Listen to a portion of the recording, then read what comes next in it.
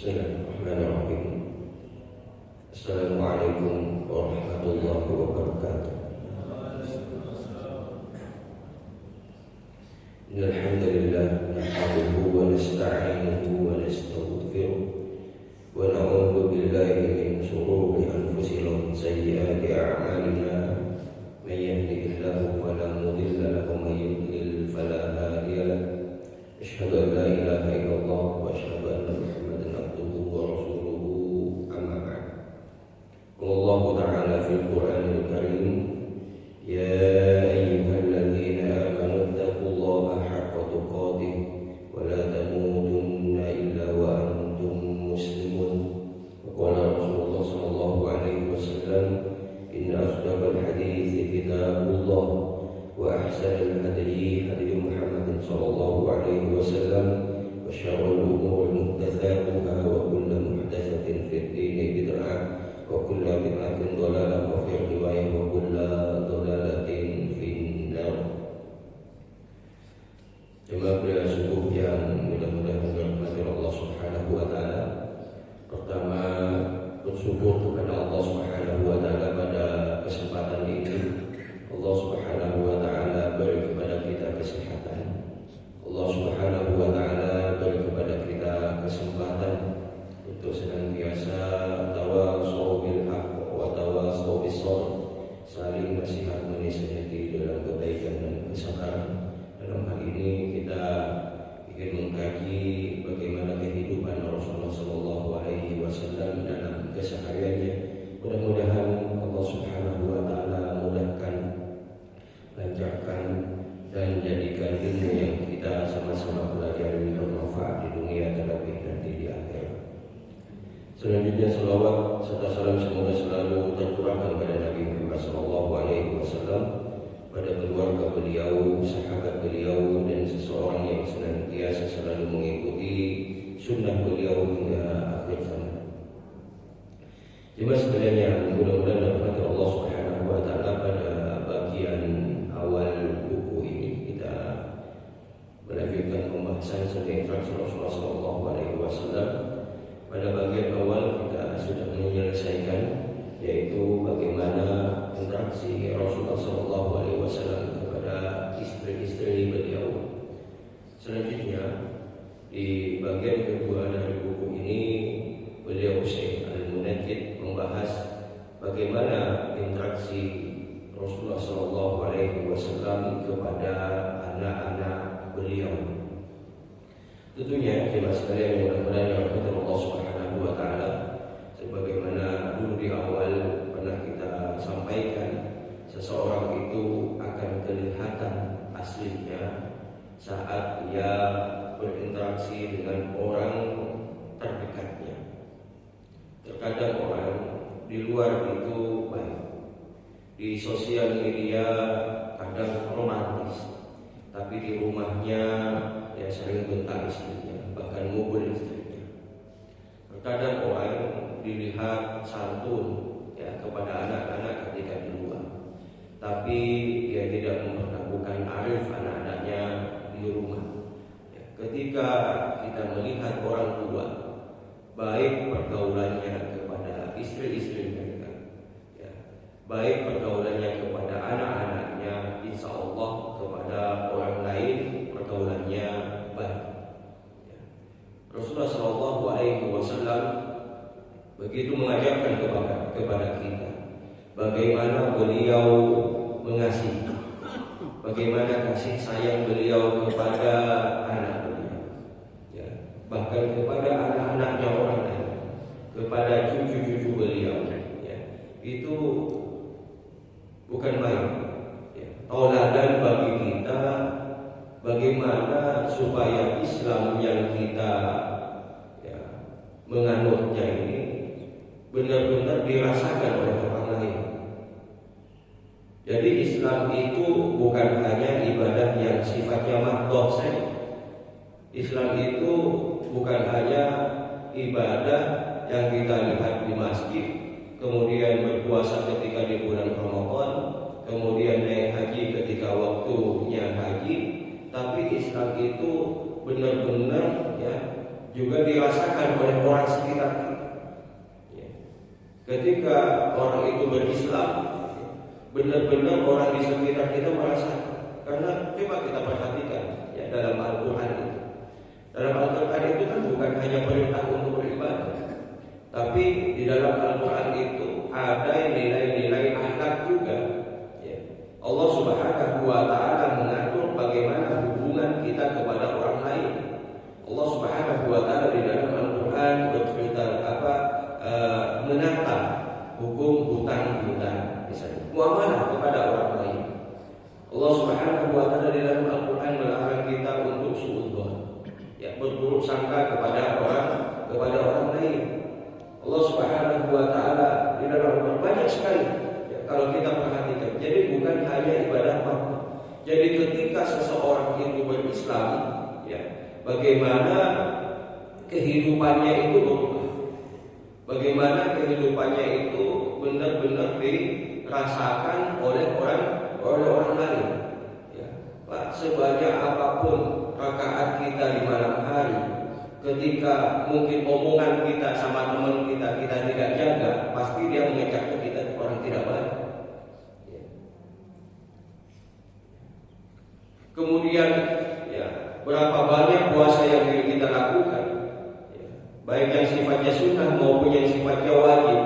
Ketika hubungan kita kepada orang lain ya, itu enggak baik, ya, susah orang itu akan mempercayai kita.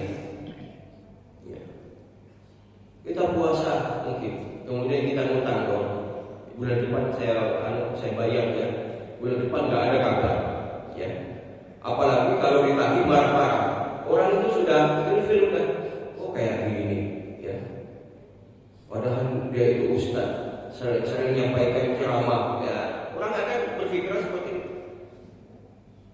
Islam ini, ya, sebagaimana yang diajarkan oleh Rasulullah SAW. Beliau ketika membawa Islam ini benar-benar representasi daripada Islam, terutama bagaimana bermuamalah kepada orang lain. Karena orang lain itu tidak mau tahu sebenarnya ibadah yang sifatnya pribadi kita kepada Allah Subhanahu wa Ta'ala, mereka tidak banyak tahu. Tapi yang mereka tahu adalah apa? Ketika kita bermuamalah dengan mereka.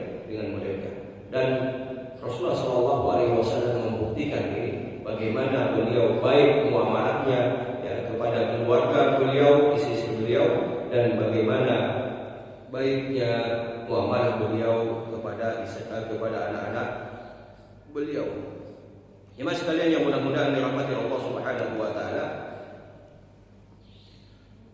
Pertama kita bahas tentang anak-anak beliau. Beliau dikaruniai anak dari istri pertama beliau Khadijah, kemudian budak beliau Maria Al-Qibtiyah, ya, hadiah dari Raja Mesir saat itu. Ya, Maria Al-Qibtiyah ini hadiah dari Raja Mesir, budaknya Rasulullah SAW. Dari Khadijah, ya, beliau punya dua anak laki-laki, yaitu Qasim dan Abdullah. Makanya beliau terkenal juga dengan Abdul Qasim. Ya, Abu Qasim bapaknya Qasim. Karena Qasim ini anak yang meninggal di umur 2 tahun, ya, tidak sampai balik, ya, umur 2 tahun sudah meninggal. Begitu juga Abdullah ini dari Khadijah, ya, beliau meninggal juga. Kemudian laki-laki satunya dari Maria Al-Qibtiyah, namanya Ibrahim. Makanya beliau dikenal juga dengan Abu Ibrahim. Ya, beliau menamakan anak ini karena dinisbatkan kepada, kalau bahasa di dalam hadis ini, bapak beliau, maksudnya kepada Nabi Ibrahim. Karena Nabi Muhammad SAW, ya, jalur keturunannya kalau kita lihat tarik ke atas, ya, itu dari jalur Nabi Ismail alaihi salam. Nabi Ismail bapaknya adalah Nabi Ibrahim. Ya, beliau menamai ini, ya, di dalam hadis dikatakan aku namai dengan nama bapakku, yaitu dinisbatkan kepada Nabi Ibrahim, bukan bapaknya asli, bukan Abdullah ya. Kalau bapaknya kita tahu semua ya. Yaitu maksudnya adalah Nabi Ibrahim. Makanya dikatakan diberi nama Ibrahim. Kemudian dan yang perempuan ada 4 anak, semuanya dari Khadijah. Ya, semuanya dari Khadijah. Ya, yang pertama Zainab, ya. Zainab ini anak beliau perempuan yang pertama. Kemudian setelahnya yang dinikahi oleh Utsman itu Ruqayyah. Ya, kemudian Ummu Kulsum adiknya, ya, kemudian yang terakhir adalah Fatimah. Zainab ini dinikahi oleh Abu Al-As Rawi. Ya, kemudian Ruqayyah dan Ummu Kulsum ini dinikahi oleh Utsman. Ya, tentunya tidak langsung dinikahi. Ya, setelah meninggal Ruqayyah, ya, baru dinikahi adiknya, yaitu ya, Ummu Kulsum. Makanya beliau disebut dengan Dun Nurain. Ya, beliau laki-laki yang punya 2 cahaya. Ya, karena menikahi 2 putri Rasulullah SAW. Ya,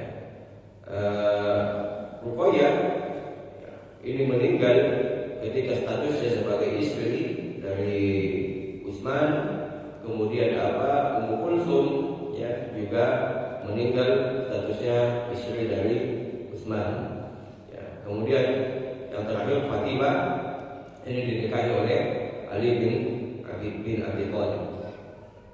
Mas sekalian yang mudah-mudahan dirahmati Allah Subhanahu wa taala, bagaimana perilaku beliau kepada anak-anak, terutama putri beliau. Tradisi bukan tradisi ya sebenarnya, di antara perlakuan jahiliyah orang Arab dahulu, ketika punya anak perempuan mereka tidak senang. Ya. Ketika memiliki anak perempuan, ya, tidak senang. Lahir itu mukanya langsung merah. Tentu ini ada sebabnya ya. Kenapa mereka tidak senang? Karena perempuan itu derajatnya menurut mereka itu rendah sekali dibanding laki-laki. Ketika mereka memiliki anak laki-laki senangnya bukan. Ketika mereka memiliki anak perempuan langsung ya memerah mukanya. Ya, enggak senang. Bahkan di satu riwayat ya, langsung dikubur hidup-hidup. Kenapa? Ya, karena perlakuan orang Arab sendiri kepada ya orang perempuan itu bukan main jahat ya. Perempuan tidak dikasih warisan. Tidak ada warisan kepada perempuan. Di dalam Islam dikasih. Makanya kalau ada orang yang mengkritisi Islam melalui warisan, Islam itu tidak adil. Masa laki-laki 2, perempuan 1? Ya. Perlu dilihat bagaimana ada tradisi manusia pada saat itu, terutama orang Arab.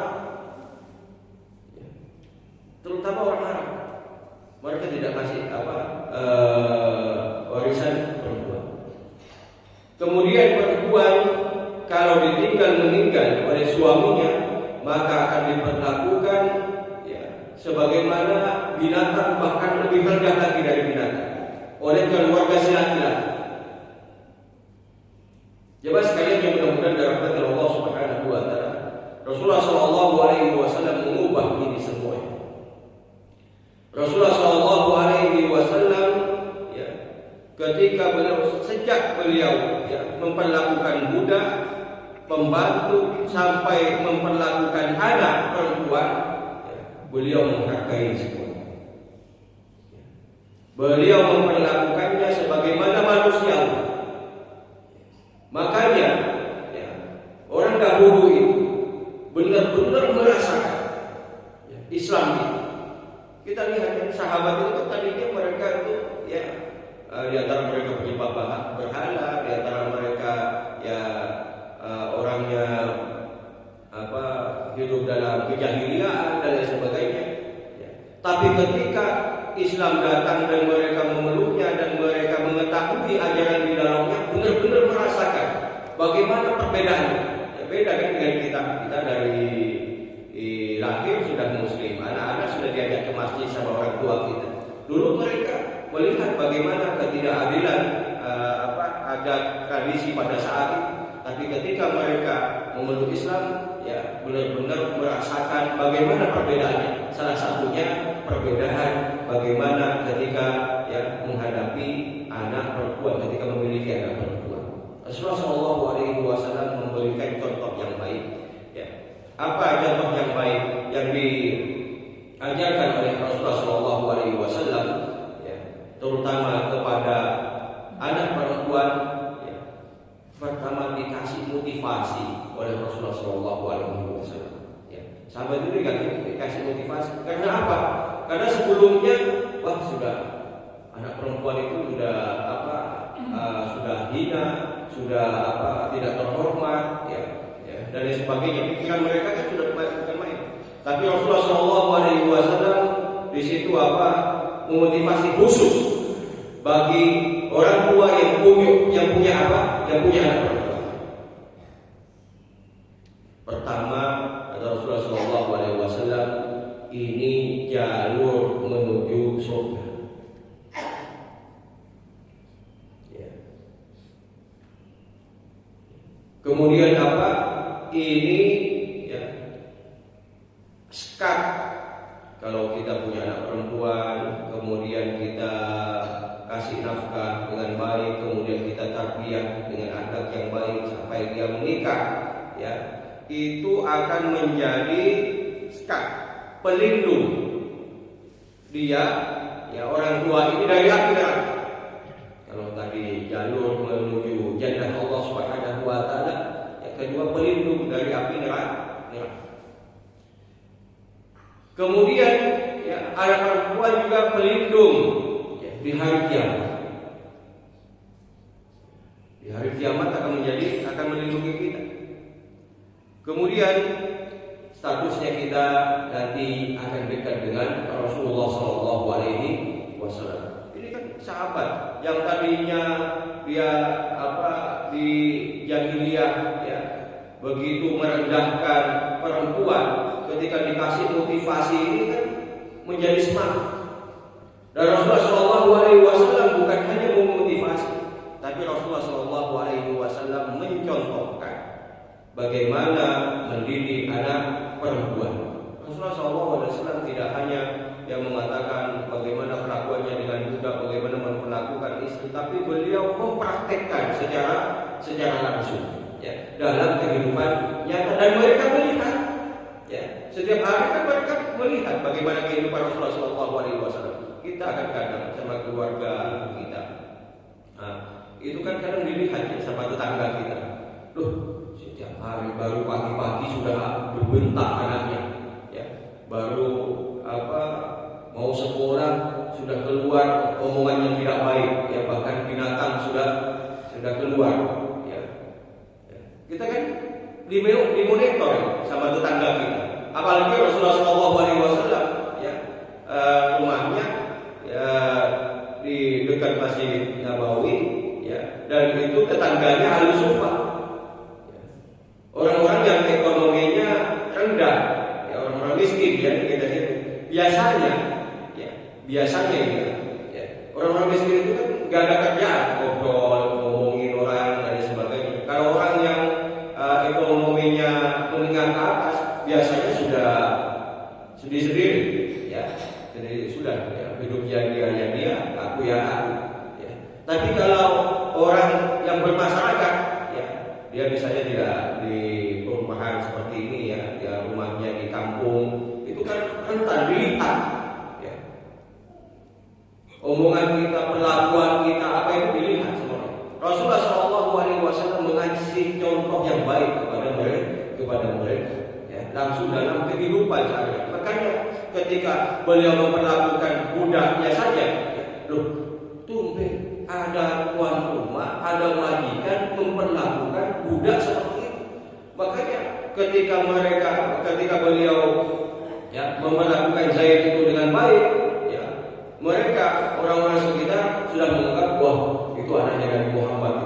Zaid, makanya dikatakan Zaid ibnu Muhammad, dan ini dilarang oleh Allah Subhanahu wa taala karena bin itu dinasabkan kepada orang tua biologis, bukan orang tua yang mengasuhnya, atau bahkan bukan orang tua ideologisnya, meskipun sama-sama misalnya Islam, sedangkan orang tuanya tidak, tetap dinasabkan kepada nasab orang tua biologisnya. Jemaah sekalian yang mudah-mudahan dirahmati Allah Subhanahu wa taala. Bagaimana beliau berinteraksi kepada anaknya secara umum? Pertama, beliau kasih nama yang baik. Nama yang baik ini kalau kita kan pakai bahasa Arab supaya ada artinya. Kalau kalau nama pakai bahasa Indonesia yang baik lah. Sekarang banyak kekeliruan di antara kita itu mau ngasih nama yang orang-orang belum punya belum punya namanya. Nama dari akhirnya diplesetkan nggak tahu artinya apa sih. Atau bahkan ikuti nama-nama artis, nama-nama orang barat dan sebagainya. Ini nggak baik. Orang Arab dahulu itu biasa. Namanya Aisyah itu banyak sekali, namanya Abdullah itu banyak sekali. Mereka nggak terlalu ini kepada nggak terlalu mencari ini nama yang masih belum ada. Ini kelihatannya keren. Saya ingin punya anak nanti nama awalnya Z dan lain sebagainya. Tidak, itu nggak penting. Yang penting itu bagaimana mengasih nama yang baik. Dan di antara kewajiban orang tua kepada anaknya, dan ini hak anak dari orang tua mendapatkan nama yang baik. Karena nama itu adalah doa. Makanya ada anak yang diadukan oleh orang tuanya pada saat zamannya Umar bin Khattab karena menempeleng orang tuanya. Orang tuanya ngadu anaknya durhaka dan lain sebagainya, dipanggillah anaknya. Kemudian anaknya bertanya kepada Umar bin Khattab, wahai Umar bin Khattab, apakah ada juga kewajiban orang tua kepada anak, atau apakah anak itu juga punya hak dari orang tuanya? Selain orang tua, kalau orang tua tentunya punya hak untuk diperlakukan baik oleh anak. Apakah anak juga punya hak? Kata Umar bin Khattab, iya. Di antaranya adalah apa? Di antaranya adalah memberi nama yang baik. Oh, nama saya nggak baik, nama saya kotoran, Yuan. Akhirnya disalahkan orang tua. Orang tua itu ngasih nama yang baik kepada anak.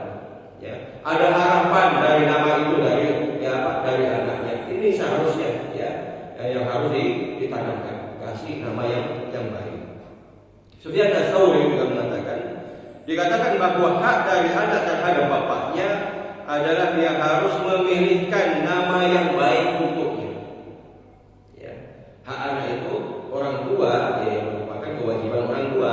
Orang tua harus memberikan nama yang baik kepada anak. Ada orang tua ngasih nama anak Syaitan, itu kan gimana? Masa nggak tahu Syaitan? A'udzubillahi minasyaitonir. Setiap hari tahu, tapi anaknya dikasih nama Syaitan. Nggak boleh. Nanti dikasih nama Abu Lahab lagi, karena ada di dalam Al-Quran. Nggak boleh. Harus dikasih nama yang baik. Orang tua harus mengasih nama yang baik kepada anaknya. Tentunya nama yang baik, itu yang sudah diperintahkan oleh dikasih saran oleh Rasulullah SAW, di antaranya Abdullah, Abdul Rahman dan lain sebagainya. Atau kalau nggak pakai nama ini, nama-nama yang nama-nama yang maknanya baik, nama-nama yang artinya baik. Kemudian jemaah sekalian yang mudah-mudahan dirahmati oleh Allah Subhanahu wa taala. Kemudian beliau mengasih nama itu biasanya pada hari kelahirannya, meskipun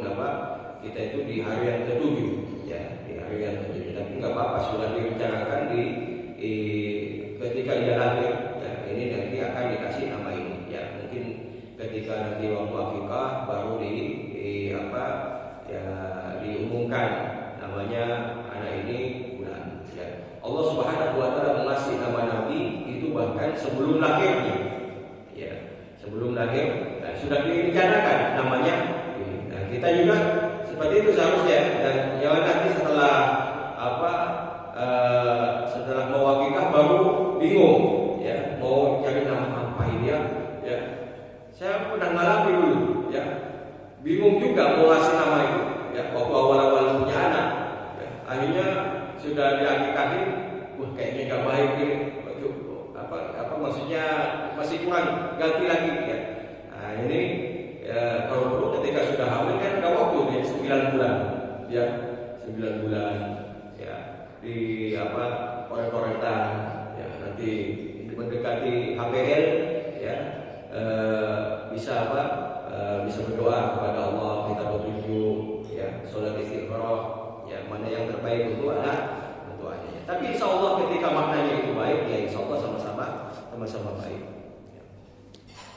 Kemudian, jemaah sekalian yang mudah-mudahan dirahmati Allah Subhanahu wa taala, ya, jelas tadi ya, petunjuk Nabi Shallallahu alaihi wasallam menghadapi terutama anak perempuan, ya, itu tadi sudah kita ringkas. Pertama, Allah Subhanahu wa taala memudahkan ia menuju jannah, kemudian anak perempuan akan menjadi pelindung baginya dari api neraka. Anak perempuan akan melindungi dia pada waktu hari kiamat. Kita mengetahui bagaimana hari kiamat itu ketika alam semesta ini dihancurkan oleh Allah Subhanahu wa taala dan kita dibangkitkan oleh Allah Subhanahu wa taala, dikumpulkan di tempat yang bernama mahsyar. Kemudian di situ nanti ada hisab, di situ nanti ada mizan, di situ nanti ada pembagian kitab dan lain sebagainya. Ini perjalanan yang sangat bukan main ya bagi manusia, ya, ribuan tahun ya manusia di situ dikumpulkan oleh Allah Subhanahu wa taala dari awal sampai akhir ya. Ini tentunya sesuatu perjalanan yang sangat melelahkan. Pada saat itu kita tidak bisa mensogok, kita tidak bisa ada orang dalam dan lain sebagainya ya. Apa yang kita perbuat kita akan ya bertanggungjawabkan di hadapan Allah Subhanahu wa taala. Sekecil apapun ya, kezaliman sekecil apapun yang kita lakukan, Allah Subhanahu wa taala tidak lengah, Allah Subhanahu wa taala tidak tidur ya. Allah Subhanahu wa taala akan mengadili di setiap detik ya perjalanan kita di dunia ini dengan seadil-adilnya.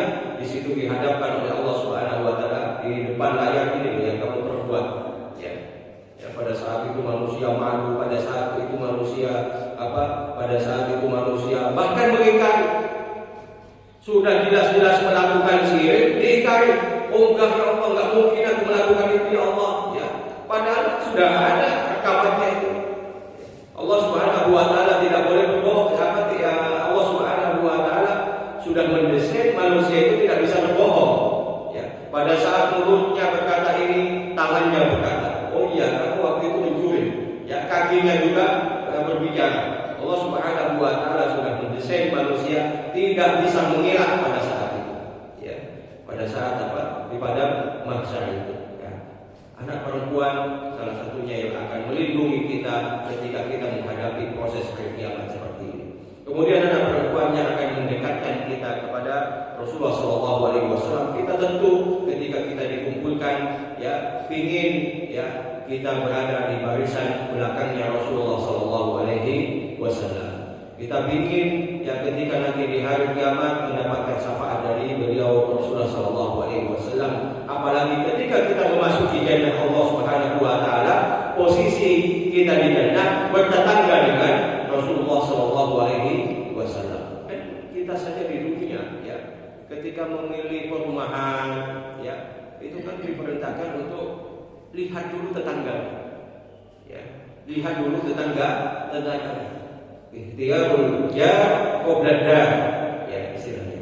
Ya, memilih tetangga dahulu sebelum rumah. Ya, lihat tetangganya kayak apa.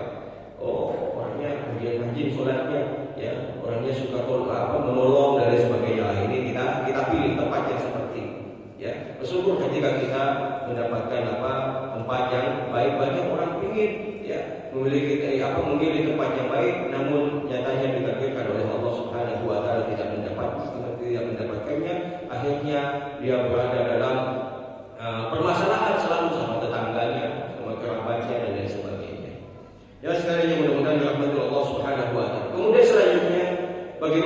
perlakuan beliau Rasulullah SAW terkhusus kepada anak perempuan memilih suami yang soleh. Ya, kalau ada laki-laki ya mengizinkan untuk menikahi ya diantaranya adalah perempuan yang soleh. Ya. Rasulullah SAW tadi menikahkan yang pertama Zainab kepada Abul As. Ya.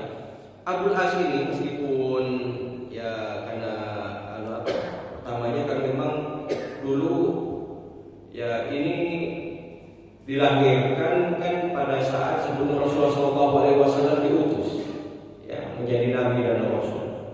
Ya. Jadi Rasulullah SAW melihat Abul As ini orangnya saudagar, orangnya kaya, pembisnis, dan orangnya jujur. Biasanya orang Arab itu menilai kebaikan ya seseorang ya itu sebelum Islam ya itu karena jujur. Coba Rasulullah SAW bisa direkrut oleh Khadijah itu karena beliau jujur. Salah satu punya sifat jujur. Ya. Kejujuran itu akan nampak ya. Baik tidaknya seseorang itu dari kejujuran itu. Ya. Abul As ini orangnya jujur. Makanya Rasulullah SAW menikahkan putrinya kepada Abul As Ar-Rabi. Terlihat ketika Rasulullah SAW hijrah, ya, kan kita tahu proses hijrahnya Rasulullah SAW dari Mekah ke Madinah itu kan ya tidak mudah ya, tidak sebagaimana kita perjalanannya kita sekarang, ya tinggal naik bis langsung ke Madinah 6 jam, ya, atau kita mau naik kereta cepat, ya bisa, atau mau naik pesawat juga bisa, ya. Kalau kita sekarang Rasulullah SAW dulu tidak, karena ancamannya mau dibunuh. Ya, beliau merencanakan dulu, ya kapan waktunya, kita ke Gua Sur dulu. Jadi Gua Sur bermalam dulu, kemudian baru pelan-pelan pergi, ya dan sebagainya. Sampai ke Madinah, Zainab itu bersama suaminya masih di Mekah, ya masih di Mekah. Ya, ketika perang Badar. Ini kan suaminya ini keturunannya Quraisy ya. Abul As ini keturunannya Quraisy. Ia mengikuti orang kafir Quraisy untuk memerangi pasukannya Rasulullah SAW yang mewakili Islam. Ya. Di Badar ya ketangkaplah Abul As Ar-Rabi. Kemudian diumumkan kalau tahanan bisa dilepas dengan tebusan. Ya. Beliau Zainab ya mengeluarkan kalungnya, ya kemudian hartanya, simpanannya untuk menebus suaminya Abul As Ar-Rabi. Kemudian disodorkan, ini tebusan untuk suami saya, ya kepada petugasnya ya. Diserahkan lagi ya sampai ke Madinah kepada Nabi Muhammad SAW. Ini tebusannya sebulan, ini tebusannya sebulan, ini. Kemudian Rasulullah SAW melihat ya emas kalungnya Khadijah, karena ternyata Khadijah menghadiahkan itu kepada Zainab ya waktu pernikahannya. Dilihatlah langsung tergeraklah hatinya Rasulullah SAW. Kemudian beliau izin kepada petugas ya ini di antara tebusan ini ada ya kalungnya Khadijah. Ya, saya punya saran bagaimana kalau dia kalau khusus si Abul As ini dibebaskan, ya semua barangnya dikembalikan kepada keluarganya, kita tidak ambil, tapi dengan catatan, ya dengan catatan, ya kirim Zainab ke sini. Ya, Zainab dikirim ke Madinah dalam keadaan aman dan tidak ada ancaman. Dipanggillah waktu itu Abul As ini dipanggil oleh Rasulullah SAW, dia bicara, ya ini kami menawarkan ya satu tawaran seperti ini. Kemudian dia menyanggupi. Ya, kalau begitu saya akan balik ke Mekah. Padahal dia kan mencintai sebenarnya Zainab. Saya akan balik ke Mekah. Kemudian saya akan kembalikan Zainab ke Madinah. Ya, benar ketika ketika dikembalikan dikirimlah Zainab. Rasulullah SAW masih utusan. Ya, nanti ya dibawa Zainab ke sini. Ya, nanti Abul As akan menyerahkan Zainab dan tolong bawa ke sini. Ada utusan dari Rasulullah SAW. Kemudian benar. Ya, kemudian Rasulullah SAW mengatakan, ya Abul As ini seorang yang jujur. Ya, meskipun dia karena dulu kan menikahnya sebelum Islam. Ya, kalau sudah Islam ini ya pasti nggak mungkin menikahkan anaknya kepada orang ya Muslim. Jemaah sekalian yang mudah-mudahan dirahmati Allah Subhanahu wa taala. Kemudian yang kedua, kita tahu tadi ya Ruqayyah. Ya. Ruqayyah dinikahi oleh Utsman. Utsman itu ya kita tahu khalifah Rasulullah SAW setelah siapa? Setelah Umar. Ya, kalau jadi khalifah kan sudah bukan main. Dan beliau termasuk juga al-asyrah al-mubasysyirin fil jannah. Al-asrah al-mubasysyirin bil jannah, termasuk 10 yang langsung Rasulullah SAW sebutkan ya menjadi penduduk jannah. Abu Bakar fil jannah, Umar fil jannah, Utsman fil jannah, Ali fil jannah. Ya, langsung sebutkan 10 orang, di antaranya adalah Utsman. Ya. Ya, biasanya orang pemalu itu ya orangnya tidak gampang menyakiti orang lain, menzalimi orang lain dan sebagainya. Ya, Utsman orangnya ya kita tahu kebaikannya dan kita tahu juga bagaimana kedermawanan beliau. Ya, kedermawanan ketika ya, di dalam perang dan kedermawanan ketika menjaga kehormatan dan kebutuhan kaum muslimin. Ya, ketika ada sangkutannya dengan kaum muslimin, uangnya banyak dikeluarkan. Ya, ini Utsman. Begitu juga ketika meninggal Ruqayyah, Ummu Kulsum dinikahkan kepada Utsman. Kemudian, Rasulullah menikahkan anaknya semuanya sama orang kaya, bilangnya ya enggak harus kayanya, tapi ya, mereka itu kan baik, ya, kaya tapi baik. Utsman juga bukan begitu, tapi tidak semuanya. Ya, Fatimah kepada Ali. Kita tahu bagaimana kehidupan ya Fatimah dengan Ali. Pembantu beliau tidak punya, semuanya dikerjakan sendiri, kemudian pas-pasan, kehidupannya pas-pasan karena Rasulullah SAW sering memakai Ali ini ya dulu staf khususnya Rasulullah SAW. Kalau ada misi apa yang berat itu biasanya Ali ditunjuk oleh Rasulullah SAW. Beliau orang pintar, lincah, pemberani dan lain sebagainya. Ya, makanya ekonominya tidak sebagaimana yang lain. Sering diutus dan dulu kalau diutus perjalanan itu kan bukan main, bukan sehari 2 hari. Ya, di antaranya ketika diutus untuk mengirim surat ya perempuan yang ingin mengabarkan keadaannya kaum muslimin, ya itu kan harus tepat, ya, kemudian cepat, tangkas, ya. Itu dilakukan oleh Ali. Ya. Jadi Rasulullah SAW menikahkan anak perempuannya semuanya kepada orang-orang yang soleh, orang-orang yang baik. Ya, pada saat itu kalau Abul As ini dulu bukan soleh ya bahasanya, ya, tapi orang baik. Gitu. Ya, tapi yang tinggalnya, gitu. Tapi pada akhirnya kan diambil oleh Rasulullah SAW.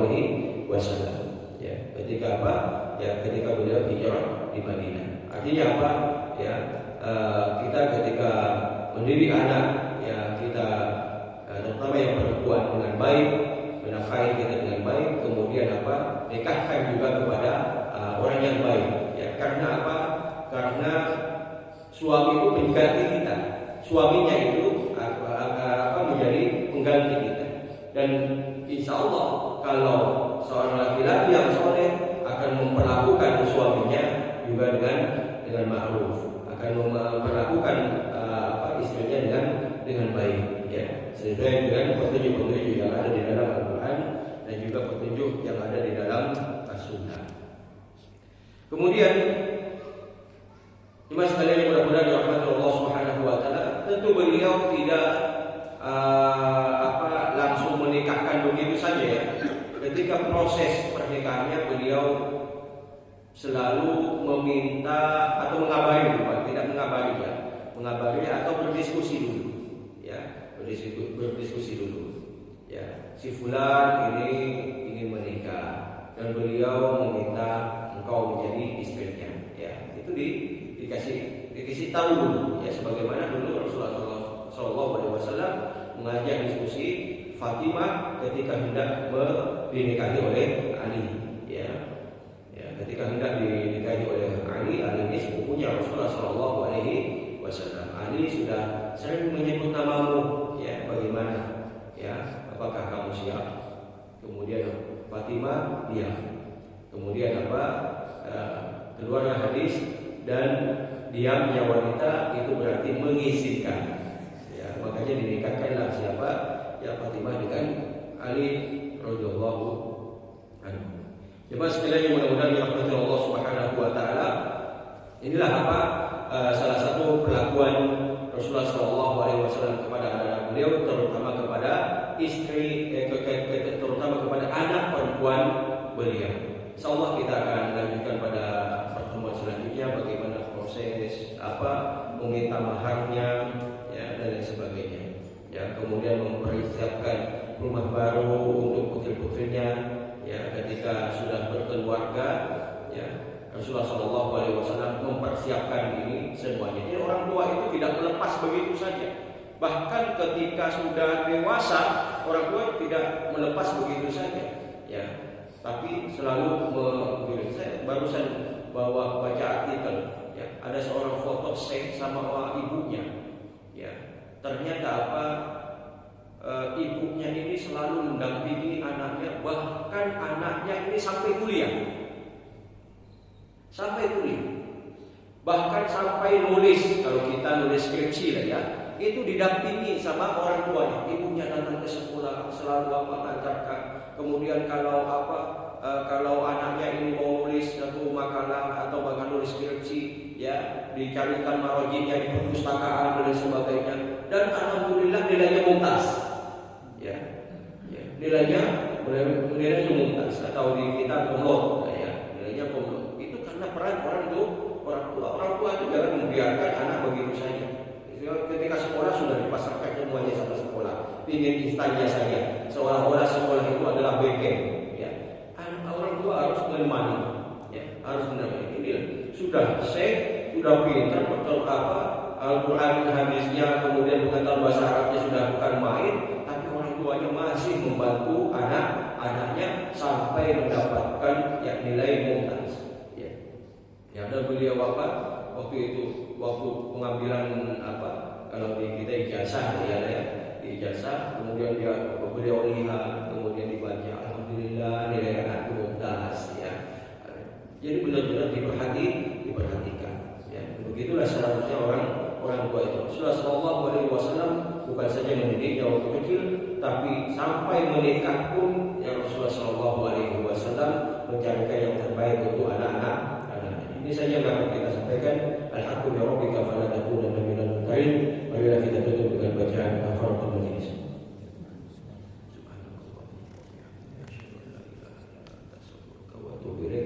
Assalamualaikum warahmatullahi wabarakatuh.